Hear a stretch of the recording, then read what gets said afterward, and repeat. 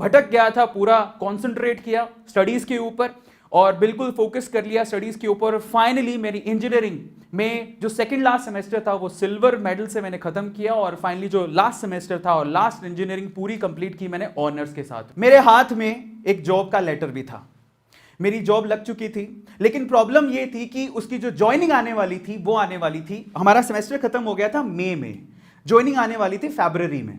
सो मेरे पास बहुत लंबा समय था, मैं क्या करता था ही नहीं कुछ करने को, तो मैंने वहां से जॉब करनी शुरू की, एक कॉलेज में जॉब पकड़ी और मेरी पहली जॉब एक्चुअली ये बात है सितंबर की, फरवरी में मेरे को जॉब का लेटर आने वाला था, लेकिन सितंबर में मुझे जरूरत पड़ रही थी पैसों की और मैं चाहता था कि यार मैं घर से कम पैसे ना मांगू, तो मैंने अपनी पहली जॉब शुरू की 11,000 रुपए में। इनफैक्ट वो 10,400 रुपए ही थे।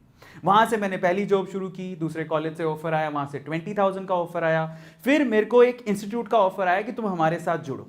मैंने वहां पर ज्वाइन किया, वहां पर भी क्योंकि मेरे पास एक चीज थी वो बहुत खास थी, वो था पढ़ाने का तरीका, बोलने का तरीका, कम्युनिकेशन, वो बहुत इंपॉर्टेंट चीज थी मेरे पास। मैं ये नहीं कहता हूं कि मुझे किसी सब्जेक्ट की नॉलेज है, पता है एक चीज जो हर एक बंदे को सीखनी चाहिए हाउ टू सेल में, देखो ऐसा कोई दुनिया में इंसान नहीं है जो सब कुछ जानता हो, लेकिन जो इंसान ये जानता है कि किसी प्रश्न का जवाब, किसी प्रश्न का आंसर, किसी क्वेश्चन का आंसर कैसे ढूंढना है, तो वो बंदा लाइफ में कभी पीछे नहीं रह सकता।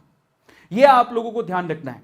परफेक्ट कोई भी नहीं होता है लाइफ में, परफेक्ट कोई भी नहीं होता, लेकिन अगर आप ये जानते हो कि किसी क्वेश्चन का आंसर कैसे ढूंढना है तो आप लाइफ में कभी पीछे नहीं रहोगे। और कुछ ऐसा ही मेरे साथ था।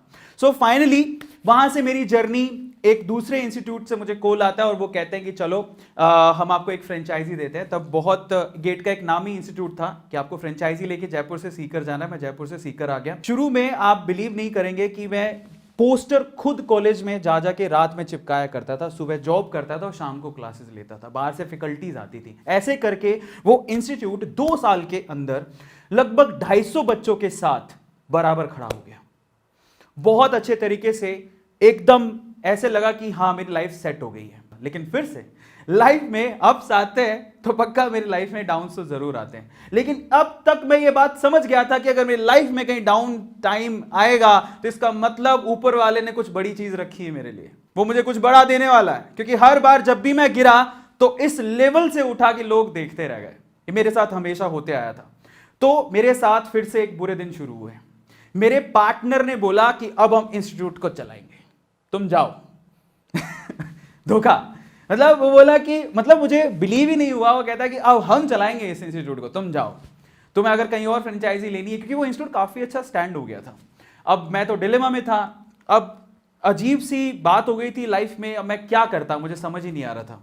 उन्होंने मुझे कुछ पैसे दिए, बोले कि अब यहां से जो कमाई होगी उसका कुछ परसेंटेज आपको दे दिया जाएगा, अब आपको यहां पर रहने की जरूरत नहीं है। मैं कुछ अपोज करता भी तो मुश्किल था मेरे लिए, क्योंकि वो मैं उस टाइम पे अकेला था, इतना पावरफुल नहीं था, वो लोग बहुत पावरफुल थे। पर मैंने एक बात सोच ली, जिंदगी में ना एक चीज आप याद रखो, लोग आपको आपकी औकात बताएंगे, आपको चैलेंज करेंगे, उसको ध्यान से सुनो, अपने दिमाग में डाल लो उसको, जवाब कभी पलट के मत देना। क्योंकि जिस दिन आपने जवाब दे दिया ना, आप ना उस ऊंचाई तक नहीं पहुंच पाओगे जहां पर ऊपर वाला आपको पहुंचाना चाहता है। मैंने चुपचाप उसकी बात सुनी। मैंने उस दिन फैसला किया कि मैं, ये बोल रहा है छोड़ने को, मैं छोड़ दूंगा। अब उसने जो मेरे पार्टनर ने पैसे दिए थे, अब मैं थोड़ा और पीछे लेके चलता हूं। वो इंस्टीट्यूट ऑलमोस्ट 6 महीने में बंद हो गया। उसने कहा था हम चलाएंगे तो इंस्टीट्यूट 6 महीने में बंद हो गया। एंड फाइनली मैं भी सड़क पे आ गया था, क्योंकि मेरे पास अब बचे थे मात्र 8,000 रुपए। किराया था 10,000 रुपए भरने थे, पैसे थे ही नहीं। जिंदगी ने कहा बहुत हो गया आध्यात्म बेटा, उठो, जिंदगी में आगे पुरुषार्थ भी करना पड़ता है। तो मैं उठा वहां से और उठ के बाहर निकला, क्योंकि अब किराया देना है, नहीं तो मकान मालिक बाहर निकाल देगा। पापा से मांग नहीं सकते, क्योंकि उनको तो पहले ही जवाब दे के आए कि जिंदगी में जो कुछ करेंगे, गलत हुआ सही, हम ही उसके जिम्मेदार हैं, आप तो है नहीं।